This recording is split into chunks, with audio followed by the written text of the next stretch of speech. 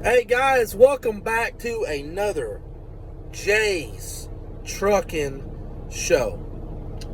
Sorry I ain't been on here, guys, man. I tell you what, I have had a horrible 2 to 3 weeks, man.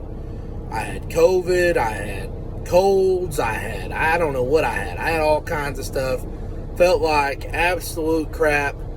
But anyway, guys, hey, I'm back, and I hope all you guys are healthy.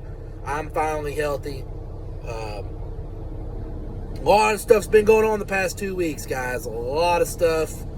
We had this snowstorm last week, man. I tell you, I've got a lot of footage on that. I seen a lot of trucks in the middle. I seen a lot of trucks in the snow, and I seen a lot of trucks tore up. A lot. Thank God that mine wasn't one of them. Praise God, all glory to God, as always, guys, as always. But we're gonna show that footage. I did get footage, surprisingly, on a lot of this snowstorm. I'm not gonna show you every bit of it because it'll be boring. I am gonna show you clips and pieces of it. As far as the truck goes, guys, we have a few things going on. I've got a bumper potentially, maybe ordered.